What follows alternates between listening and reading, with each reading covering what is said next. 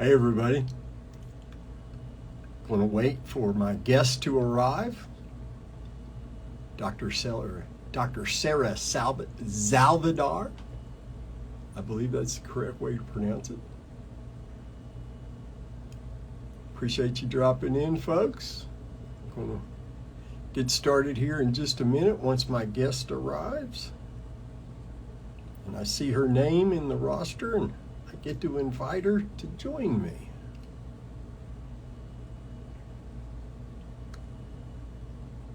Thanks for stopping in. I'm waiting on my guest to get here. Haven't seen her name yet. Let's make sure.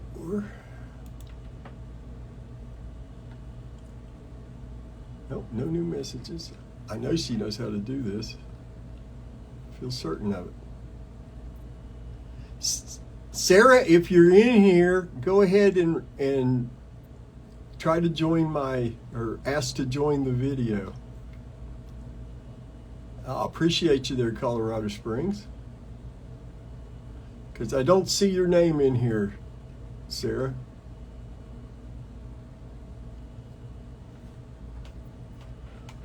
Earth to Sarah, wherefore art thou, Sarah?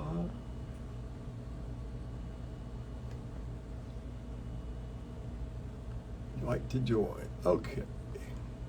Oh, there's the list of names and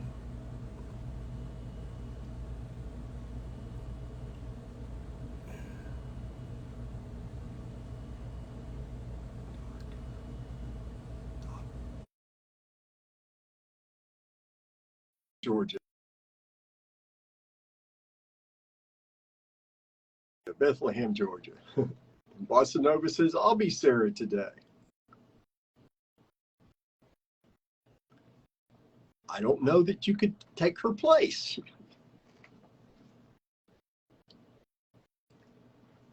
There she is.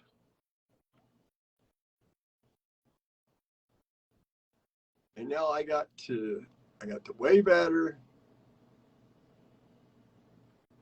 Accept. Here we go. It's about to happen.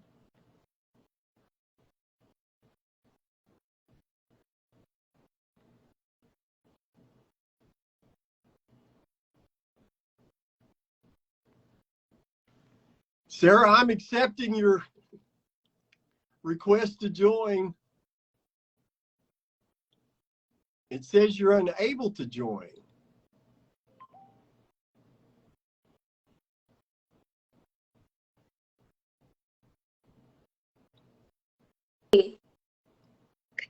There we go. Oh, no. Technology can be such a waiting game some days. Sarah, it's really yes, good to see you. I'm fixing the filter. 1 second. Let's see. Which one do I use?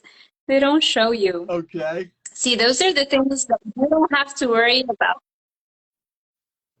They don't make a filter that sure makes your hair look like it's grown I'm back sure it's coming. Let's see. I think, okay, I found one that I liked. And then I guess that's it, right? Let me try this. Okay, good. I am good to go. Right. Hey. I see you loud and clear. I see you clearly, and I hear you loud and clear. Let's get underway. Well, first off, Sarah. Zaldivar. How do you pronounce your last name again, please? Zaldivar. This is Dr. Welcome. I welcome you to my Instagram. I'm really looking forward to this. I didn't realize after I saw you when you came to the Rivero community and spoke with Dr. Baker, I went to follow you on Instagram and I found a message that you had sent me in 2020. Wow. Thank you 2020. Wow. Story. Yeah. So that's amazing. We've actually wow, I can't believe how long I've known about your story. Yeah.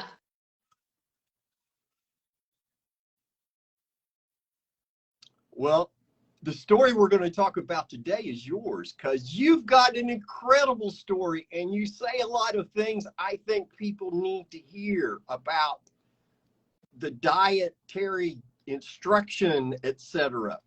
So if you would please give folks a background about who you are and what you do. Where should I start? Currently, let's start from the start. Like from right now, I'm currently teaching at Miami-Dade College. But that's not really what I would identify as, because that's like 0.1% of my efforts go towards that. Everything else is really about raising awareness about the carnivore diet. I work with clients and I put out a ton of content on YouTube and on Instagram. It's all about talking about the optimal human diet, or our species specific diet, which is the carnivore diet. And that's really my main focus right now, is building my brand, my fitness brand. But if you want to take it a little bit back, I grew up in Lebanon.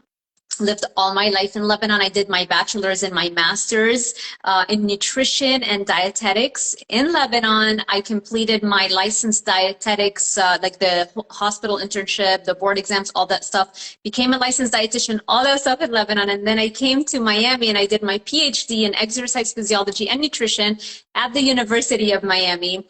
And I lived in Miami for 9 years, during which time I taught at Miami-Dade College and also the University of Miami for 5 years, 5 years at UM. And then after that, Miami-Dade College and the American College of Sports Medicine. I worked with them and I taught their students how to become certified personal trainers. So they would, they would take an intensive 3-day workshop where I would go over everything they need to know to pass the single hardest personal trainer exam in the world, which is the ACSM exam. So I did that for them for years. And last year we moved to Ocala. So after the pandemic happened and everything shifted online, it was honestly one of the best things that ever happened to me, because now I could just work online anywhere. And so we moved to Ocala. I continue to teach for Miami-Dade College online. But yeah, like that's like me in a nutshell. That's the academic background. The personal background is that I've struggled. I've struggled so much with overweight, depression, anxiety, acne. Every single thing that you can think of, I've struggled with. Really, really terrible, like really bad case of acne, really bad case of depression, bad case of anxiety. It wasn't like just in passing, or yeah, I had a little bit of no, it was like a real thing. And struggled with my weight also all my life. And I really became a dietitian in order to try and fix myself, right? And try to become healthier and lose weight and all that stuff. And what I didn't realize is that they were going to brainwash me away from health. And I believed them, and I, started eating more carbs and low fat and all that kind of stuff, which actually made my eating disorders worse. So I started, having binge eating disorders and emotional eating. And I actually ballooned up in weight, like I gained at least like 40 pounds.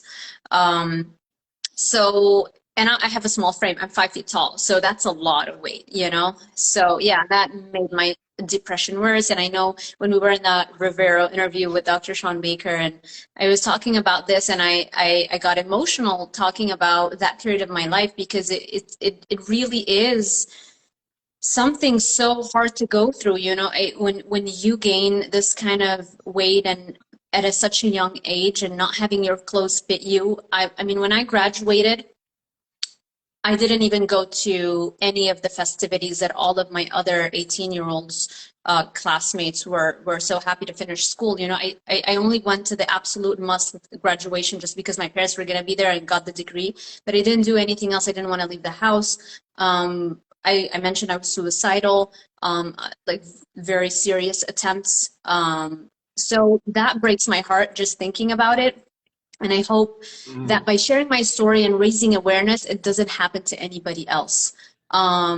And so that's why I'm so passionate about the carnivore diet and really just raising awareness as to how much the food companies have influenced the research and the science. So.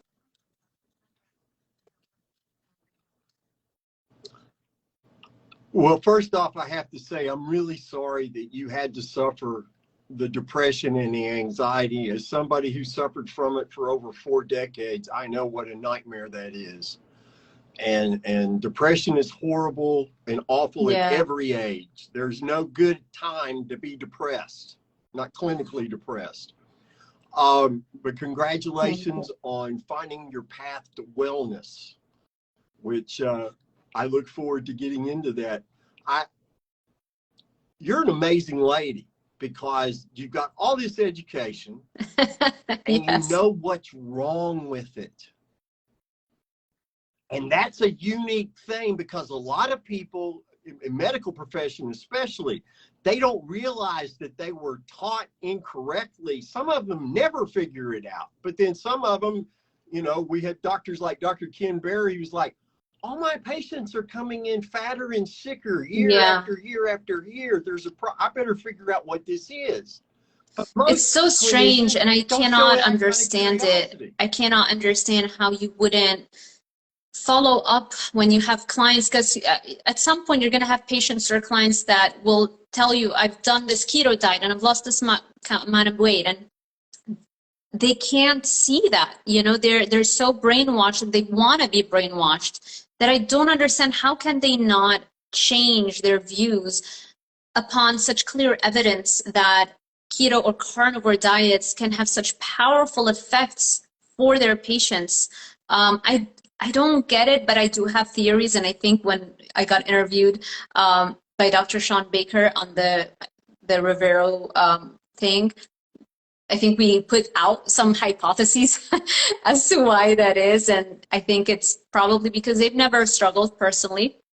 It's just a job for them. Not that it's just a job. Of course, they want to be caretakers. You know, you can't become a doctor, especially in this day and age, how it takes so much out of you. You want to help.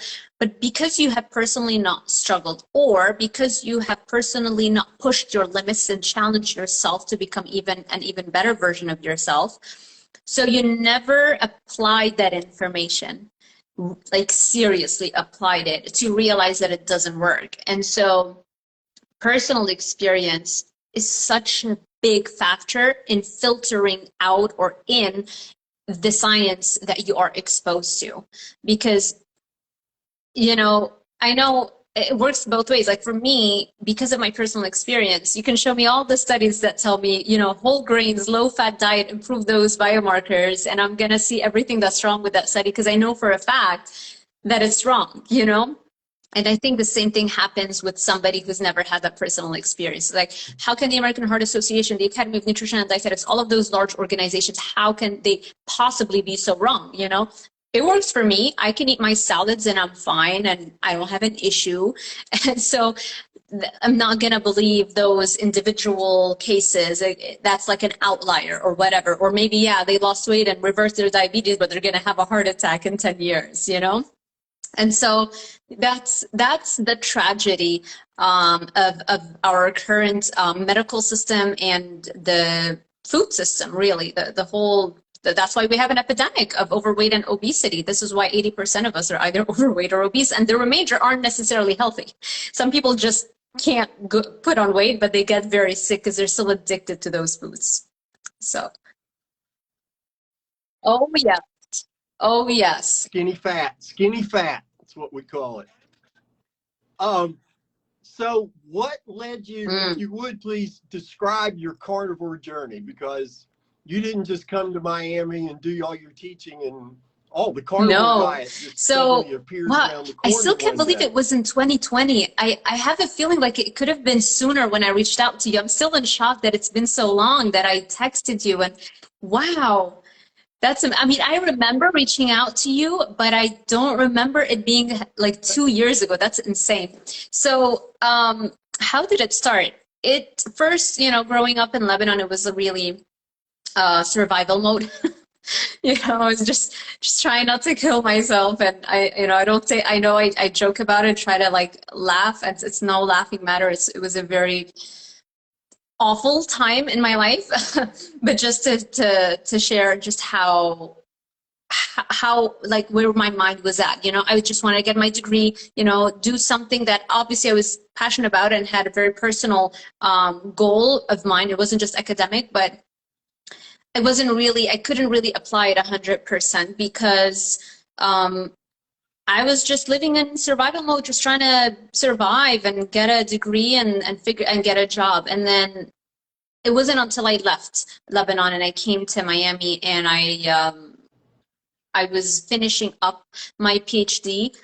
It was really even the first year in Miami doing my doctorate in exercise phys. I was still kind of in survival mode, I would say, because I didn't even have a car that first year. I didn't know anybody. I came on a one-way ticket to Miami, not having. Oh, you were my professor. Hey, okay, that was one of my students. Albert, how are you? I'm so glad. So that first year, I was still surviving here until I met my husband. It was 11 months after I moved to the States that I met him. And so it kind of like really helped me out a lot, because then, he helped me get a car. I had someone, I didn't have anybody before, no relative, no friend, nobody. Can you imagine that? And I didn't know what a credit card was. What? Wow. In a strange country. Strange country. I didn't know what a credit card was.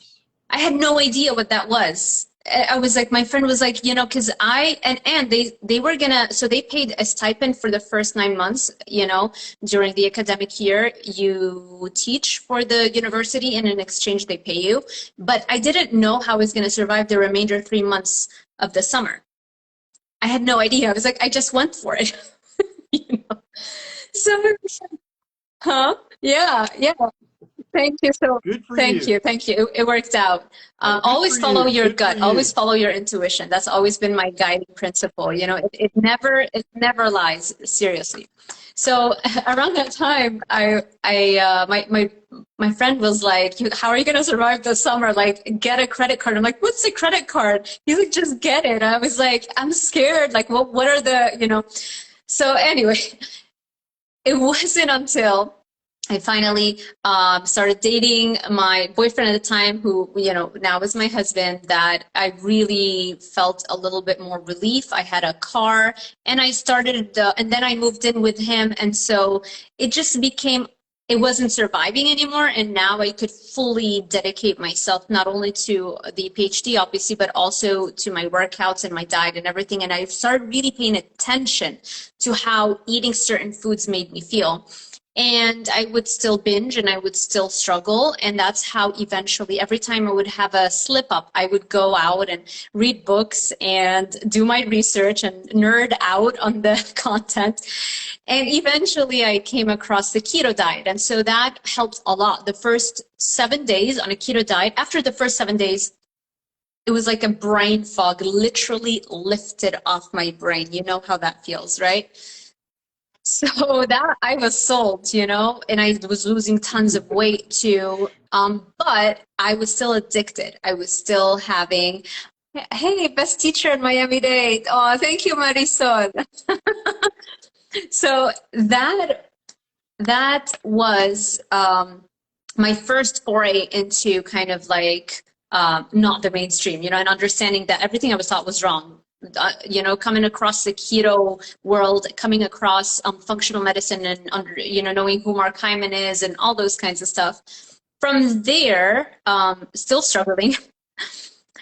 Eventually, Sean Baker came on, Joe Rogan, the Petersons, and I would like, every time I watched those podcasts, I would literally, like it's in the midst of a binge, ordering Taco Bell or pizza, Domino's with like the garlic knots and the chocolate, like it would be at a breaking point where I was like, it's not working. I'm binging, but at the same time, I know that I'm having this meal right now to comfort myself. But while I'm having this meal, I'm searching for answers and I'm watching the Joe Rogan podcast.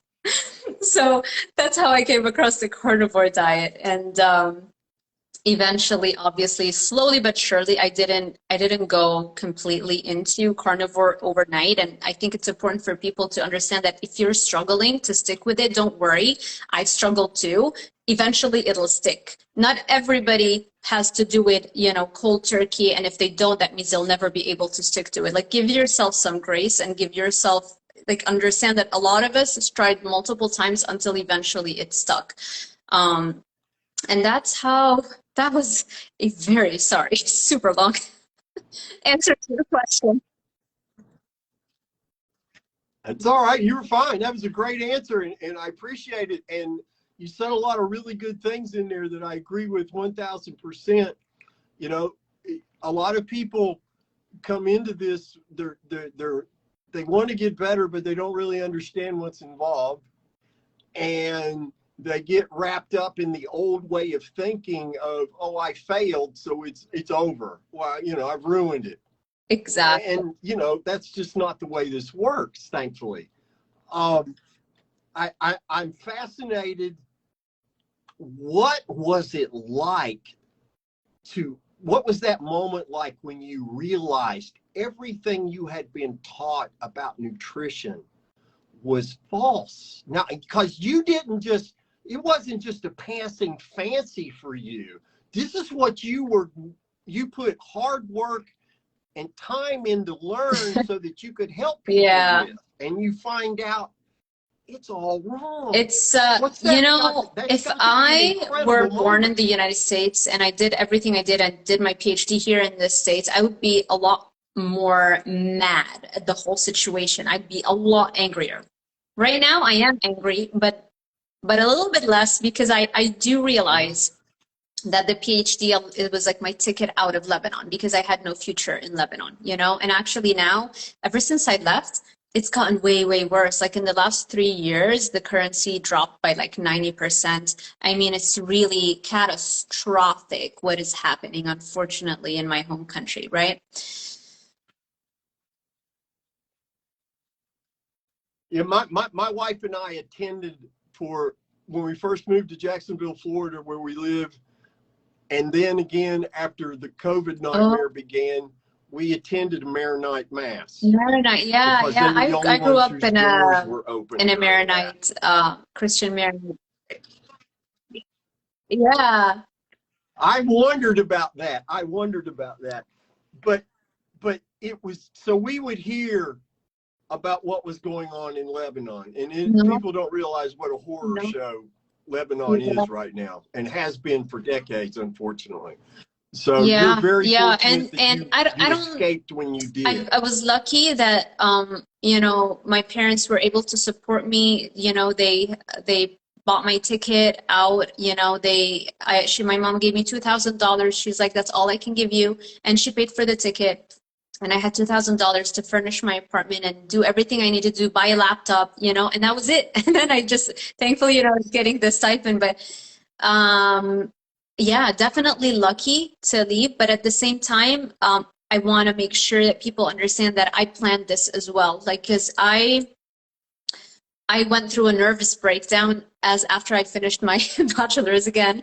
And because I finished my bachelor's and I thought I was going to get a job, and there were no jobs. And the only other solution was to do what all the other Lebanese people are doing, which is go to Dubai or go to some other, Arabic country. And I'm a fierce feminist, women's rights, rebel, all the stuff. And I could not see myself ever living over there. Like, I'm an independent woman that I get really angry when I see injustice, especially against women, And so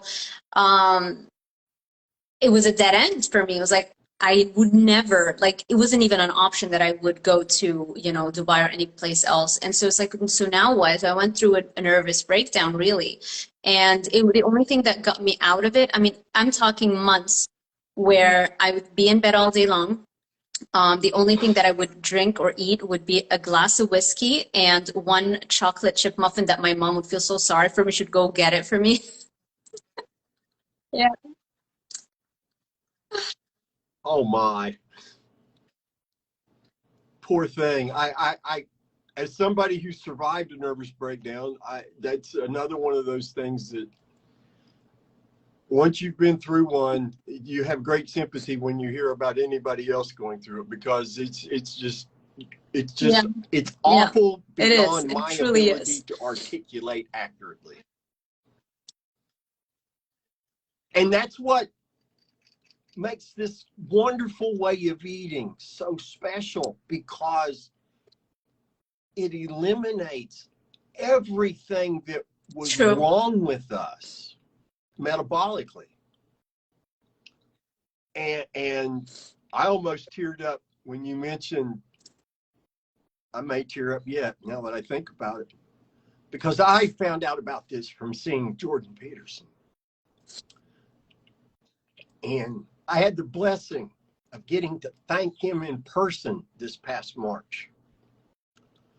And I shudder to think, without seeing those clips on Rogan, it was just a 30-minute cutout. You and I wouldn't be having this conversation, because I'd still be fighting weight, crazy as a loon, not progressing at all if I was even alive. And then the next video I saw after that was Dr. Sean Baker on Joe Rogan. So we came to it knowledge-wise through similar means, and I know it means a lot to think about that for you, because I can tell you don't hide your emotions with regards to this, and I think that's wonderful. I think people need to realize how grateful some of us really are, because some of us shouldn't even be here now were it not for this way of eating. And it's very likely that you and I would not be here now at all on the earth if it wasn't for this way of eating. So, knowing all of this, what do you see as the proper path forward so that we can collectively break this ridiculous paradigm of disease management and move people towards wellness? So many things. I think what we're doing right now, sharing our stories, impacts so many more people than we can realize. Like you just mentioned, your experience and, coming across those videos, me coming across those videos, and then meeting you, and, just raising awareness, because it has to be from the people. It's not going to come from businesses deciding that we don't want to make profit anymore. It's never going to come from them. It's a business. They want to make as much money as possible. How do you make as much money as possible? You hook people, you get them addicted. So it just has to be us doing as many interviews as we can, creating as much content as we can, and then sharing our experiences. And I wish there was like a faster way to do that, because I realized what a small community this is, compared to other communities that are global, and the overarching sentiment in like what a healthy diet is. Everybody thinks it's a plant-based diet. So I understand that we have a lot of work to do. And I do think, though, getting celebrities and getting people who have a larger platform to share their experiences, and because a lot of them now are realizing, a lot of those peak performers and celebrities, they are paying attention to everything, and they are getting into this whole keto and carnivore movement. And so if we can talk to them and have them share their experiences regarding that, that can have a very large impact, much larger than, somebody like me with, 14,000 or whatever, compared to somebody who's got millions of dedicated fans who are like dying to know, what is this person doing, what do they eat, etc. So I think being able to share that message and have those people share their experiences, I think that's another thing that we can do. Yeah, I don't know, what are your thoughts?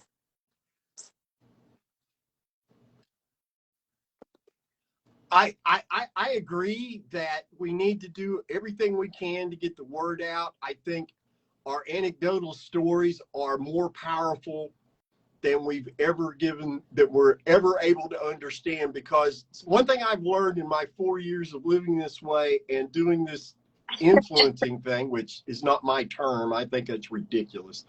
Anyhow, I'm just sharing my journey. If I'm influencing you, it's purely by accident. It's not intentional.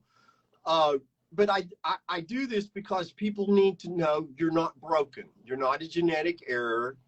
There is another way, and it works if you follow the directions. And it frees you. You know, people talk about how restrictive the carnivore way of eating is. No, Diabetes. Depression is restrictive. Arthritis is restrictive. Anxiety is restrictive. Bipolar is insanely restrictive. I mean, the list goes on and on and on. And all of these things that we were told, oh, you'll have to take meds for the rest of your life, but it's okay. You'll be okay. It'll manage it for you. And everybody's quality of life just goes into the toilet. So I think sharing our stories with the biggest megaphones we can find, and do so in a not in a condemning way. I think that's a problem. I think it's one of the reasons why veganism is so looked down upon, is because of how they come across, how they attack people who have the audacity to eat meat. Oh my gosh, you monstrous human. I think we need, what we really need is 1,000 more Dr. Bakers and 10,000 more Ken Berries. And 100,000 more of you, because we need people who've lived it.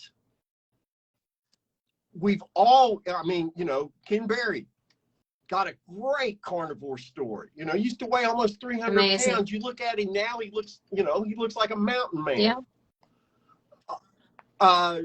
You know, Dr. Baker, he's a walking, talking mountain. I mean, he's in incredible health at 55. Right. He looks like he could pick setting up world anything, records, you know, car if need be, on his own.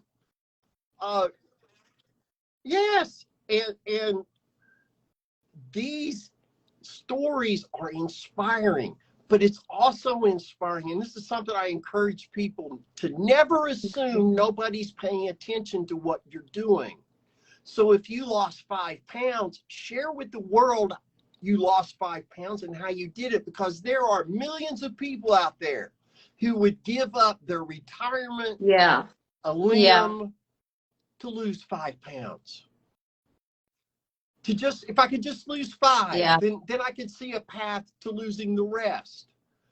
And that opens the door to the conversation. You know, well, weight's not really a matter of calories, it's a matter of hormones. And how do you get your you got to get your hormones to become in balance. Well, how do I do that? Well, you stop eating all the inflammatory garbage. And you got, you know, we're going to win this one story at a time. And that's the path I see forward. Now, I don't know how to make that occur. I can only, you know, I'm like you. I got my individual megaphone, and that's about it, you know. But when we as a community start, I think sometimes we spend too much time nitpicking minutia and don't look at the big picture.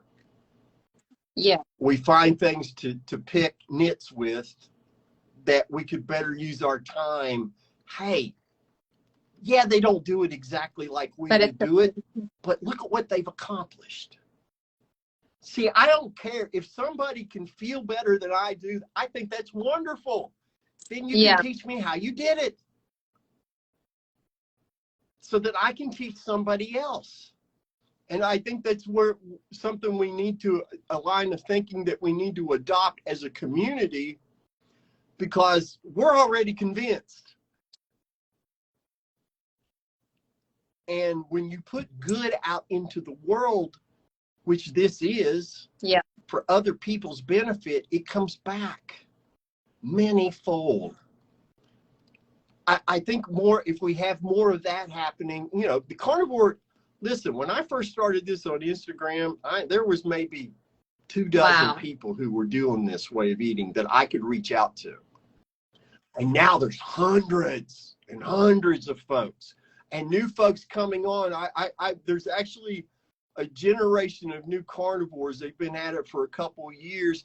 I didn't realize this, but they started because of something I said and did. They were watching me. I was unaware of it. So I think it's critical that we be aware, we be the example that other people I agree with you 100%. What are your thoughts? Keep sharing. Don't, you know, if it's working for you, everybody has a phone, you know, just create an account. It's great for community building. You'll meet so many more like-minded people, and then we'll grow as our collective platforms will have a much bigger impact and influence. And like you said, it's going to happen one story at a time. And I do realize that we are kind of like on the cutting edge of nutrition, and that's going to take a little bit of time to, you know, for everybody else to catch up, kind of like how keto was at the cutting edge a few years ago, and now it's like everybody understands. And even the American Heart Association are putting out papers that are, you know, even recommending it for like diabetes to lower heart disease. So eventually they will follow.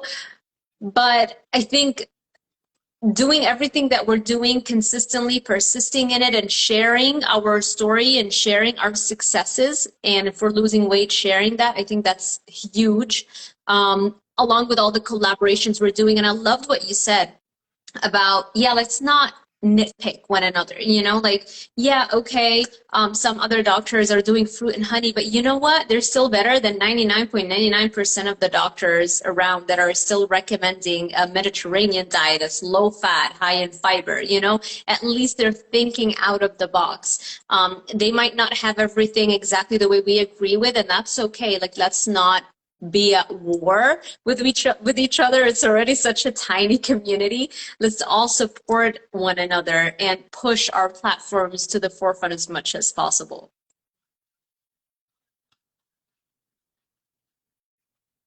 I agree with most of that. There's one individual whose name I'm not going to mention. I've had a number of clients come to me and say, I'm confused because I've heard about this fruit and honey thing. And it's really, I tried it and I got a lot worse. Yeah. That's the only issue I have with that. But what I'm thinking of, are you eating eggs? You know, some people advocate dairy. I tell people, listen, if you come to me, you want to heal. If you want to heal, then we need to go meat, salt, and water until you're healed. Because I don't do get better. Getting better's okay, but that's not the goal. We want wellness. We want zero symptoms. Yeah. Now, after you've been symptom-free for a year, if you want to try to add things back, have at it. See what works for you then. But to get well, I advocate what worked for me and what I've seen work for my wife. My wife eliminated osteoarthritis by eating meat and drinking water. Yeah, she watched me. She waited 30 days. I think it was to see if I'd die or not. And when I lived, and but what she did notice was suddenly my wrinkles were starting to go away. And then the next thing she knew, she wasn't suddenly the skinniest person in the house anymore. And it's transformed. She's 63. I'm 61. We feel like we're 20. You've got the best of both worlds now. That comes from being 20. We just don't. I'd like to look like I did when I was 20. That would be nice, especially when it rains. Being bald when it rains, it's not fun. Yeah, I agree. I have clients too who like I'm like, okay, you want to keep a few tablespoons of honey? I want you to measure your weight every single day because I have to show them the effect of the inflammation, and then I'll be like, okay, now we're gonna cut it out, and I want to show you what a difference it makes, even those 2 tablespoons per day. I want to show you what a difference it makes, and they can't believe it when they see the results every single day. So like diligent tracking, I think can like put the data right in front of you. You can't move away, like it's right in front of you, you know? So now it's much easier to understand why it is so important what you and I are saying, which is like, let's just focus on on the meat now. Never throughout evolution or our history did we ever consume fruits that had so much sugar. Those just never were available to a human being, let alone the copious amounts of honey.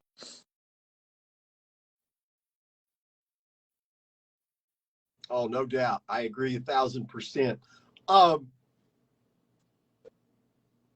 What are your thoughts? I had this question working up really good in my head. Now it's trying to run away from me. With coaching, I meet people where they are, unless they're like, I want to do a vegan diet. I'm like, we're just so completely at odds that it's just, I don't know how to help you if you don't want to eat nutritious food. But I'm not like, because a lot of people are scared. They're reaching out and they're like, so it's just meat and, I can't have this. I mean, if I can only keep this, at least it helps me out. So I want to make sure that I tell them, and I always mention this, that no, I'm very flexible, because you have to meet people where they are, especially if they don't have debilitating depression that's going to potentially threaten their life, or something like completely like that requires a pure carnivore diet. So I'm pretty flexible, and when they notice that, they kind of relax and we start getting progress, and that progress builds momentum. And once the momentum happens, somebody's carnivore PCOS healing, so confused because on my side you're both talking at the same time. Ooh, I'm so sorry. I don't. Yeah, we're gonna try and that's internet lag. There's nothing we can do about that. This discussion will be uploaded. Okay, yeah, we're gonna definitely upload it. I'll try to post it also on my YouTube channel, and it's gonna. Where are you gonna post it, on your Instagram? Okay, so yeah, you can. Wonderful, wonderful. Yeah, I was just gonna share it on Instagram. It'll be there. It'll we be won't there let until them. they get rid of my account. So once you build that momentum, a lot of people will naturally, and because of the diligent tracking also that I require of my clients, they naturally quit persisting, or like insisting on any kind of additional non-carnivore foods. But yeah, I think for some people, I know for myself too, when I try to do 100% beef and I completely got obsessed with it, I had a setback, and that setback I know could have been offset had I not been so focused on not touching anything else, because I completely convinced myself that I'm so addicted to sugar that if I touch it, I'm going to fall off the wagon. And so guess what happened when I did touch it? The exact same thing that I convinced myself was going to happen happened, right? So yeah, there are different people have different levels of ways of working with them. For some people, they can do cold turkey, and I'm like, wonderful, that's great, it works for them.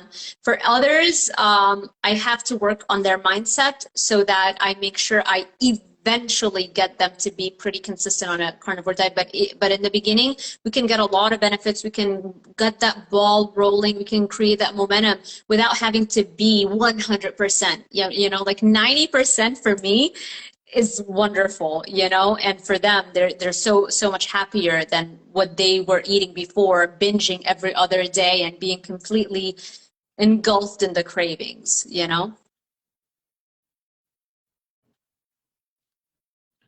We've got a relevant question here. I'd love to hear Again, your answer to. It depends. Splenda is an artificial sweetener. It is nothing that has any health benefits. I wouldn't recommend keeping those artificial sweeteners in your diet. A lot of times when somebody has a pretty serious condition, it's actually easier for me to convince them of that, because they just understand this is very serious. I can't play around. There's nothing artificial is going to go into that body. The issue happens is when people don't have debilitating conditions, when they just want to get healthier, you know, and they just want to get a little bit of abs or have a little bit more energy, or, you know, things like that. With that, it might be okay to not like freak them out about everything, you know, because sometimes that, well, not sometimes, often what I've noticed is that it backfires, and I'm talking about personal experience with clients, because I went through that phase as well, like where I would do the electrolyte mixes, and it's like it can't have any sweeteners, and then, you know, but it's fine. I mean, even Dr. Sean Baker is drinking the electrolyte, the LMNT that has artificial sweeteners in it, even though it's stevia and stuff, still, you know, there is sweetness in there. So it's okay. It's okay if try it both ways and try see how for you personally is going to work better, for you to become consistent, you know? So for me, I kind of like removed a little bit of this extra stress that I was placing on myself, because for me, it happened a couple of times where it backfired and I like went on a binge, and I'm like, you know what? I need to chill a little bit. If I'm doing mainly animals, and I'm having, you know, an electrolyte mix that has stevia in it, it's not the end of the world. And I'm training hard. I'm running sometimes 10 miles a day and sweating a lot, and I need to get those electrolytes back in. So, you know, I would say it's an individual thing. So that's why the client work, and I'm sure you understand, you know, when you're working with clients, not one client, no two clients are the same. You know, it's more of an art, really. Yeah. Exactly. I because of my journey, most of the clients Right. I get are people suffering from mental illness. Out of the hundreds of clients that Wow. I've had, only maybe 2 of them were weight loss. So I've had to Yeah. you know, I don't risk my sanity for anything. There's no taste, there's no texture, there's no social setting, because if I consume anything sweet, then my physiology starts working against me instantly. Case in point, my wife and I went to one of those Brazilian steakhouses, and Fogo de Chao, and they had the salad bar, which we just kind of looked to see what was there that we weren't going to have. But they had this enormous plate that was stacked 3 feet high. Yummy. With the most beautiful bacon you ever saw in your life. But there was no sign to indicate that it was based, you know, Wow. that had brown sugar on it. And me being the bacon guy that I am, I got a plate full of bacon and brought it to the table and shoved 3 pieces into my mouth, and immediately tasted the sweet and about freaked. And it took me 3 days to get back to my version of normal after that. That's how sensitive to sugar I am. And I was 2.5 years carnivore then. So, you know, it wasn't just me being a newbie. There was also a time that during the first 6 weeks, we went to this store and there was this little tin of mints. I was a mint addict. That's my sugar addiction manifested itself from mints. That I told myself it was because of all the meds and dry mouth. So I'm going to eat a lot of mints. Anyway, I saw this little tin of mints and it said 0 carbs, 0 sugar. Now, I didn't know then what I know now. I'm a guitar player. I was not a nutrition person. Yeah. What did I know about nutrition? You know, nothing. But so my wife and I, and she didn't know any better either, so I bought that tin of mints, thinking this was safe for me to eat. I put one of them in my mouth. They were half the size of a dime. Between the cash register and the car, my behavior started to deteriorate. Before we got out of the parking lot, my wife, who I adore, said, "You're not being very nice to me right now, and you sound a lot like you used to." That quick. So I can't help but on my based on my experience and conversations I've had with other people, formerly mentally ill people who've eliminated it through eating meat and drinking water, we've kind of come to the same conclusion. We can never consume anything sweet. And I don't care, because you know what? Yes, yes, Sanity yes. is worth everything. It is, without sanity, life is miserable. And I want to encourage people who are suffering with mental illness, you know, the mental illness is what's restrictive. Yes. I would never want to ever go back to those periods in my life where I felt so depressed. You feel so alone, even if there's the person that you love the most right next to you. You just feel like you're the lone. There's the sense of aloneness. I can't even describe it. But you know, you've been. I know exactly what you're talking about. I lived it. I lived it for far too long. I can never forget, and I don't try to forget, because remembering keeps me on task. Wow. 100% of the time. Yes. I got to ask you a music question. Yeah. Because we only got a few minutes left here. I had to ask you a music question. I've seen you with a guitar in your hand, and I've seen the silhouette of you singing. What kind of music are you hoping to do? And I know you talked about wanting to do something in life. Yeah, so that's really my biggest passion. I mean, I have a lot of passions. I would say anti-aging and entertainment, those two are really kind of like overarching passions, and then the nutrition is more like a tool to get me to those things. But yeah, like the entertainment is really what I want to be in. And I've taken, you know, the vocal lessons, I've taken the dance classes, and I continue to do that. And the goal is to do something more that is performance based. I'm a very good in terms of dancing, like as a natural talent, if you want.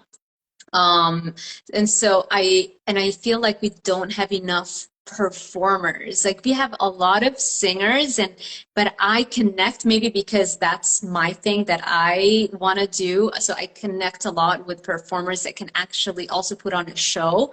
And you know, it literally gives me goosebumps to watch them.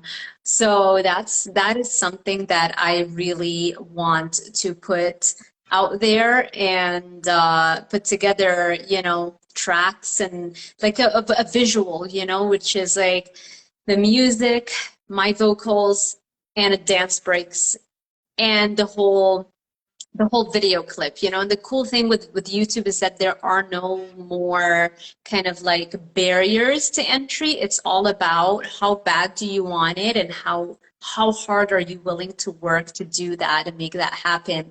And so it's just really exciting. And yeah, I mean, I think about it every day, every single day.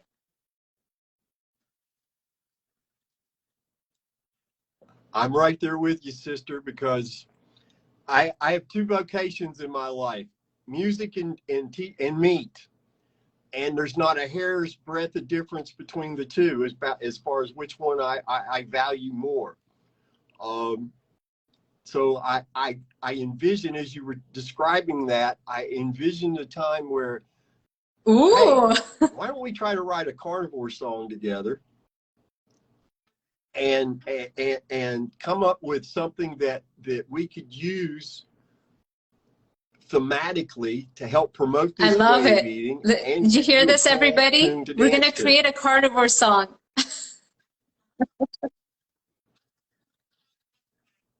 Well, I actually released, I've released albums. Right. Most of them weren't very good because I was nuts when I did them. But I released one last October. It was the first album I'd written as a sane human being. Really? And it's called The Carnivore Train. Yeah, and I only talk about the meat in 2 or 3 things, but the rest of it's about the stories that I've observed, and you know, I talk about my dad's passing and things like personal stuff like that. But I think I think you and I together I could love be a it. very You know, that's interesting another duo thing for that I good was talking with this about way of earlier, doing. you know, like celebrities and the entertainment driving that message. Being successful in entertainment has a far bigger impact on trends and diet trends as opposed to the top doctor in the world. You could be the top doctor in the world. No one cares until a celebrity's like, oh yeah, that's the diet I follow. And then all of a sudden it trends, you know? And so that's another thing that I think is big. It's crucial, you know, being in entertainment. I want to show you this. Meat. You've seen my shirts. Oh, I don't eat meat. play I a love gig it. Eat without meat, wearing drink one of my water. shirts. So let me ask you, are you I tell everybody that I work for musically, it's the agreement God and I made. I can work at music again. I love it. So but you're I have playing to gigs? advertise Do the you, neat way of what are eating you doing right now? while I'm doing it. Okay. I am in a duo right now. We are playing some gigs. I was in a band previously, but when the price, I had to drive like 80 miles back and forth for practice, and we were only working once a month, so I had to give them notice because couldn't afford it once gas got so expensive. But yeah, I'm always ready to give. Wow. I would work 5 nights a week if I could. Music You know what is you have to do? performing You live have to music create a is YouTube just channel, the and you have pinnacle to of life. like put out music, like content on YouTube. People are getting discovered that way, you know? And I mean, you've had so much experience playing music. You can teach people, you know, like, you know how I learned so many things from YouTube. So many people that have a great way of teaching, you know, like the different ways, different rhythms, how to play, you know, like there's so much you could do, and it builds your brain. There is. Yeah. There is. I just need a 36-hour day to work it all in. Listen, we only got a couple minutes left in this. Okay, so obviously Instagram at Dr.Sarah with an H Zaldivar. I do have, just so people don't get confused, I've created another modeling account, so it only says Sarah Zaldivar, but that's also me. But the sciencey, nerdy stuff is on this one, Dr. Sarah Zaldivar, and then I have YouTube where I put out content all the time. Also, my name, Dr. Sarah Zaldivar. I'm on all the social media platforms, but really mainly it's YouTube and Instagram that I'm fully focused on.